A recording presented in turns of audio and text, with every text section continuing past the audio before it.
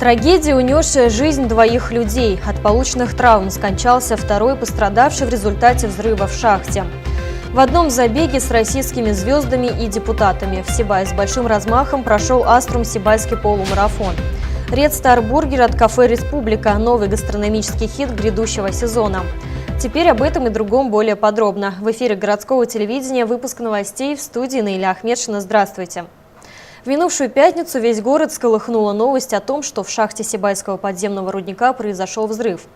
Напомним, это случилось около 9 часов утра на горизонте 509 метров. Проводились плановые взрывные работы, когда при закладке конденсированного химического вещества оно неожиданно сдетонировало. От полученных травм один из рабочих, Валерий Горюнов, 1974 года рождения, скончался на месте. Второй, Владимир Иванов, 1965 года рождения, в тяжелом состоянии был доставлен в городскую больницу. Несколько дней врачи боролись за его жизнь. Свое лечение назначили и специально прилетевшие для этого специалисты из Уфимского ожогового центра. Как стало известно, накануне мужчина скончался. Мы приносим свои соболезнования семьям погибших. Расследование уголовного дела, возбужденного по факту взрыва, ведут представители Следственного комитета. К другим новостям. Бороться, двигаться по намеченному курсу на время и даже играть в футбол. В Сибае состоялось настоящее нашествие роботов. Однако, в отличие от мрачных сюжетов научной фантастики, эти механизмы мирные, сконструированные специально для участия во втором зональном чемпионате по образовательной роботехнике «Робостар».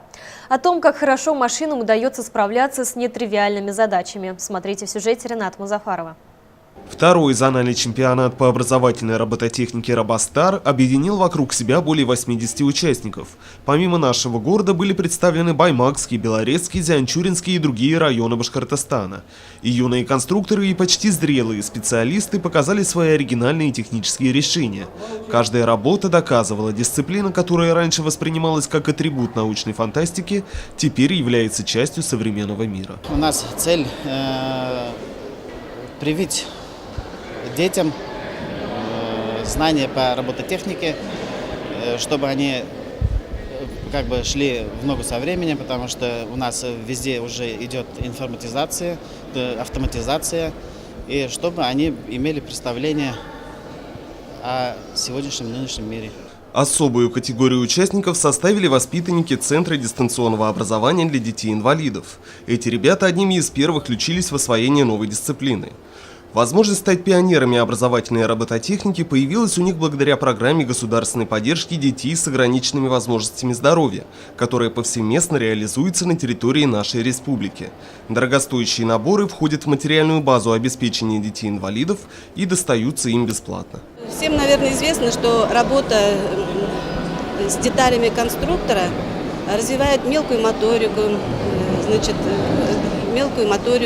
логическое мышление, память, наблюдательность. И вопрос внедрения робототехники в учебный процесс на сегодняшний день, я думаю, что весьма актуален. И мы, учителя, надеемся, что наши дети станут хорошими специалистами и найдут свое место в жизни. Как отмечают руководители, занятия робототехники для воспитанников их центра – это возможность лично поучаствовать в развитии технологий, призванных облегчить жизнь людям с ограниченными возможностями здоровья. Изначально наборы поставляются ребятам в таком виде: отдельно блок управления, миниатюрные приводы и другие детали конструктора. Для того, чтобы заставить все это работать в связке, приходится продемонстрировать силу инженерной мысли. Состязаться участникам чемпионата предстояло в 4 дисциплинах.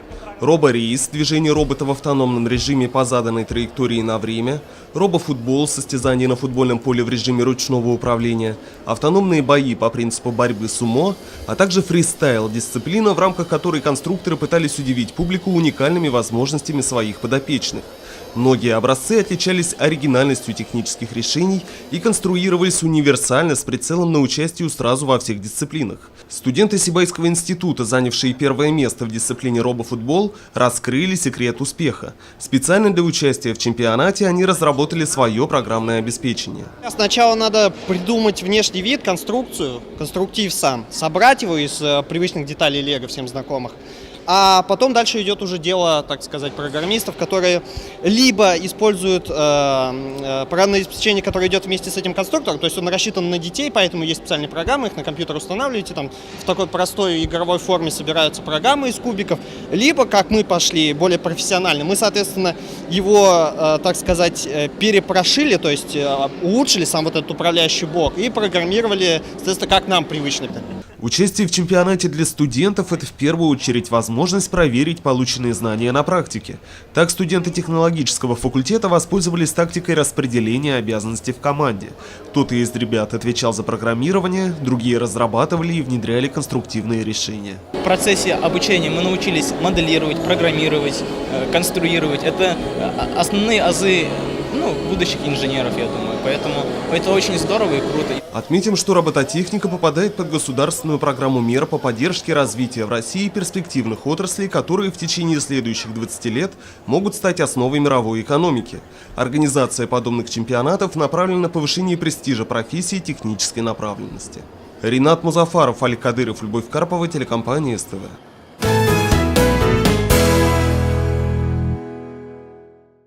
В эти выходные в Сибае прошло масштабное спортивное событие – Аструм Сибайский полумарафон. В наш город съехались любители бега не только из нашей республики, но и из других субъектов России.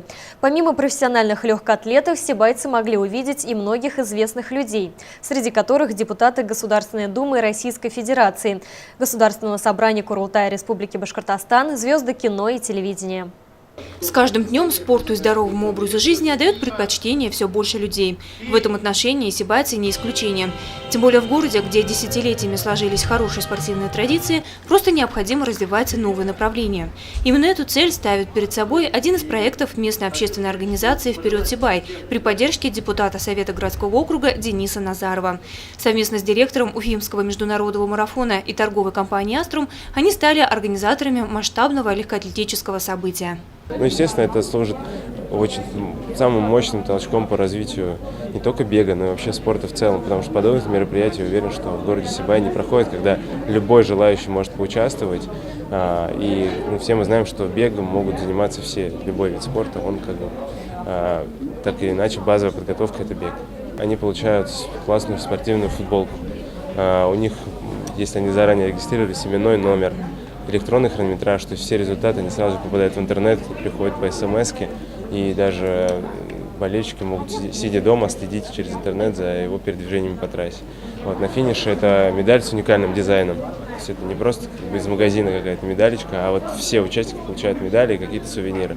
О проведении в Сибае полумарафона стало известно еще осенью прошлого года. Помимо усиленной тренировки, участникам нужно было заранее пройти медицинский осмотр, внести символический взнос и тем самым получить допуск к забегу. С самого утра работал штаб полуфинала, где шла регистрация бегунов. Каждому участнику вручали набор, состоящий из футболки, именного номера и браслета с символикой спортивного мероприятия. 20 сотрудников Аструм из города Салават приехали для участия в Сибайском полумарафоне. Мы участвуем в забеге 2 километра, готовились, бегали по утрам. Такое новое событие в городе первый раз. Было очень самое интересное, самое главное участие. Готовилась на протяжении 2 недель, бегала в парке. Мы приехали с очень хорошим спортивным настроением с города Магнитогорска. Наша команда представляет компанию «Love Running». Мы уже бегаем не первый забег, нам очень нравится это мероприятие. Это спорт, это красота, это красивые фигуры и очень хорошее позитивное настроение. В городе Сибае, в столице Башкирского Зауралья, мы будем бежать сегодня Сибайский марафон. Я буду бежать 10 километров вместе с своим сыном. Ему 14 лет, он впервые в Сибае. Вот, у нас это будет такая своеобразная тренировка. Через неделю мы уезжаем на Эльбрус и будем бежать на Эльбрус. Развитие физической культуры и спорта – приоритетное направление социальной политики государства на всех уровнях власти. Сибайский полумарафон нашел поддержку как в лице муниципальной власти, так и на уровне Государственной Думы Российской Федерации. Столица Башкирского Зауралья, Сибая – большой спортивный праздник. Это праздник, он переместился, наверное, со столицы, которая проводится марафоны. У нас всего лишь полумарафон. Несмотря на это, мы очень рады, что именно Сибай в этом году выбран местом проведения этого мероприятия. Действительно, это играет очень большую воспитательную роль, потому что наряду с знаменитыми людьми, знаменитыми спортсменами участвуют наши юные сибайцы. Это просто подтягивать их здоровым образом жизни и занятию спортом. Мы всегда должны заниматься спортом, всегда должны поддерживать себя в физической форме и, конечно, показывать пример своим детям.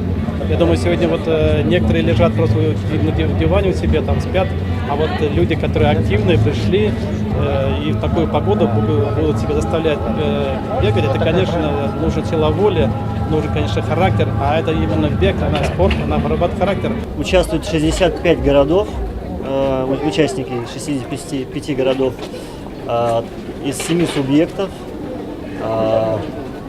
Также вот Залил Закирович сказал, что самому младшему это 6 лет, самому старшему 82 года. Вот, надеемся, что первый полумарафон, который проходит в Сибае, он приживется и будет проходить и далее, и будет поддерживаться горожанами, и сюда будет больше съезжаться гостей. Масштабное мероприятие в нашем городе сопровождалось приездом звезд эстрады, шоуменов, артистов театра и кино. На этот раз сибайцев своим участием порадовали российский актер и режиссер, член Общественной палаты Российской Федерации Алексей Огурцов, звезда хоккейного телесериала Игорь Огурцов, актриса театра и кино Виктория Тарасова, известные журналисты и телеведущие Республики Башкортостан. Я особо вот как не спортсменка, да, но я приезжаю сюда, наверное, за каким-то вдохновением, вот я душу сюда привожу. Все люди дружные такие, и это так радует, потому что у нас вот в Москве этого нет. Я вот еще даже соседей своих не знаю, а здесь вот объединяется как-то весь город. В спорте, в танцах, там, в кино, в театре. Это, мне кажется, очень здорово. Все-таки спортная жизнь, меня, в принципе, мои все звания, мои регалии, в принципе, сделал спорт. И я тому благодарен. Именно спорту. А мы за здоровый образ жизни, еще раз повторяю. Я, несмотря на свои 62 года, стараюсь поддерживать форму. Это привычка, во-первых. Во-вторых, это профессиональная привычка, потому что вы, как коллега, наверное, понимаете, что нам, журналистам, надо всегда быть в форме, в тонусе, быть готовым не только брать интервью, отвечать на вопросы, но и, наверное, если есть необходимость, лезть в горы, спускаться в ущелье. То есть спортивная форма для нас это, наверное, обязательное условие. Во-первых, я очень рад оказаться на родине, потому что Сибай – это город, в котором я родился. И, конечно, когда Денис Андреевич Назаров пригласил поучаствовать, я с удовольствием, с радостью, так скажем, прилетел и готов сегодня бежать дистанцию. Известные гости посетили Ледовый дворец Ирандык, где встретились с маленькими хоккеистами и раздали автографы. А затем наравне со всеми участниками полумарафона вышли на старт.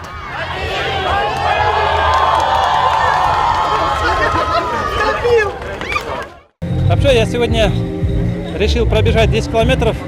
Конечно, это, прежде всего, испытать себя.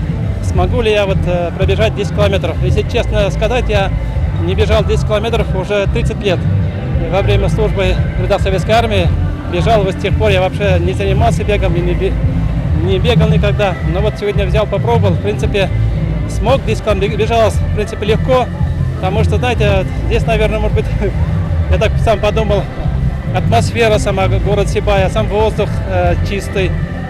И, конечно, это самое главное, что помогало бежать, это население города Сибая. Они всячески поддерживали, кричали, подбадривали. Это, конечно, придавало силы, придавало такой уверенности, что я смогу, конечно, поэтому прибежал. Одно дело, когда ты чемпион, другое дело, когда самое главное не победа, а участие. Но без победы не будет участия, без участия не будет победы. Но мы пришли, вы видели, мы завершали четвером, обнявшись за руки. А почему? Знаешь, потому что мы едины, а мы непобедимы. Потому что мы ведем здоровый образ жизни, правильно? Так же, как вы. Трасса полумарафона проходила по центральным улицам Сибая. Опытные спортсмены соревновались на дистанции в 21 километр. Это половина классической марафонской дистанции. Остальные на трассе в 10 и 2 километра. Несмотря на большие расстояния, до финиша добежали все. И у всех сквозь усталость пробивалась довольная улыбка. Но регулярно зарядкой занимаюсь. Но вот сейчас решил 70-летие свое отметить забегом. Вот мне 21 числа было 70 лет. 23. Я сам из Уфы. Бодрый, хороший. Это бег очень хорошо. Бег от старости. С непривычки тяжело. Да, тяжело, но классно. Побольше вот таких марафонов. Вообще здорово, спасибо. В итоге, по завершении всех забегов, сцену заняли главные герои полумарафона – победители. Первые тройки лучших определялись в нескольких возрастных категориях на каждой дистанции. Им были вручены дипломы и денежные призы. Все же участники получили памятные медали. Спортом, в общем, занимаюсь очень давно, с детства. Легкоатлетика – это как второстепенный вид спорта. В основном я в футбол играю. А так, ощущение моря, конечно. Рад, что в нашем городе проводятся такие мероприятия, как марафон. И что в нашем городе, в принципе, уделяется должное внимание спорту. И, в принципе, чувствую себя хорошо, и такой праздник сделали для всех горожан. Таким образом, Сибайский полумарафон стал для спортсменов первым серьезным испытанием в подготовке к грандиозному марафону в Уфе. По данным организаторов, в этом году в столичных соревнованиях примут участие 3500 любителей бега из 26 субъектов Российской Федерации и 10 стран мира, среди которых будут и участники первого этапа в Сибае. Лена Кириллова, Айгуль Хамитова, Любовь Карпова, Радмир Сингулов, телекомпания СТВ.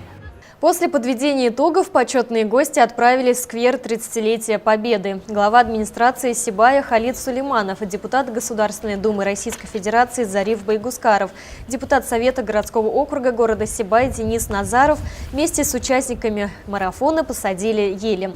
Их начинание будет продолжено. В скором времени на этой территории появится много зеленых насаждений.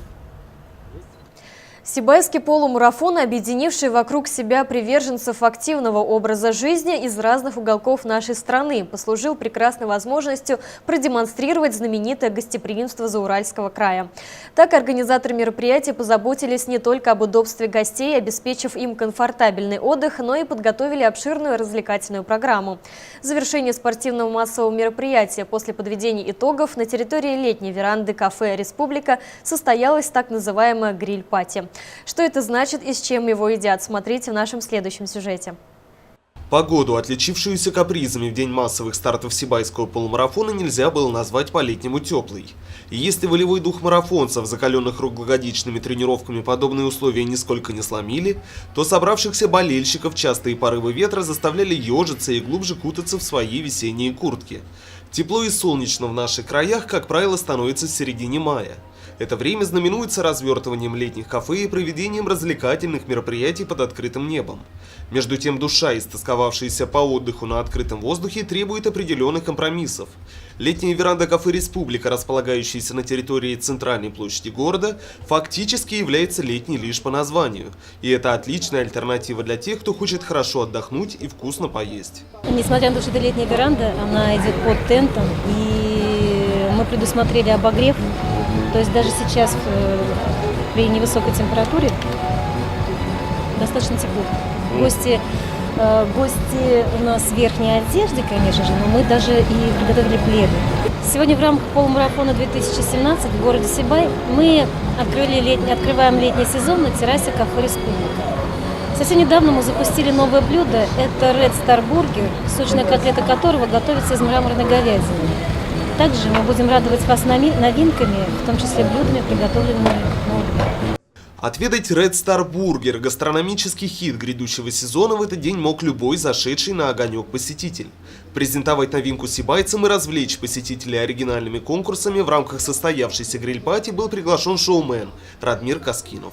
Дорогие друзья, сегодня у нас хорошее настроение, сегодня официальное открытие Red Star Burger, конечно же, это новиночка этого года, и тем более всего. Обязательно заходите к нам, летнее кафе «Республика» предлагает широкий аспект услуги, конечно же, самые крутые, что ни на есть в этом городе, да и вообще во всем мире, Red Star Burger. В комплекте с Red Star бургером в соответствии с модными трендами подаются специальные перчатки, изготовленные из нитрила. Они обеспечивают простоту и гигиеничность приема пищи. Ведущий вечера шоумен и по совместительству большой ценитель блюда, придуманного в немецком городе Гамбург, вызвался лично провести дегустацию и поделиться с нами своими гастрономическими ощущениями. Ну и теперь мы сейчас, естественно, попробуем, что же на самом деле такое Red Star Burger. Всем приятного аппетита. В частности мне.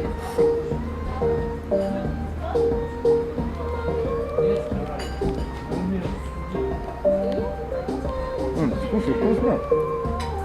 Реально очень вкусно. Мясо мягкое. Булочка тоже вкусная. Так что, ребятки, советую всем. Red Star бургеры одни из самых лучших в городе Сибай. И, наверное, все по территории Республики Башкортостан. Так что все сюда. Ринат Музафаров, Радмира Сингулов, Гульгина Раскильдина, телекомпания СТВ. Такими были новости понедельника. Самую актуальную информацию вы всегда можете посмотреть на нашем официальном сайте sibaytv.ru. А я прощаюсь с вами. Всего доброго и берегите себя.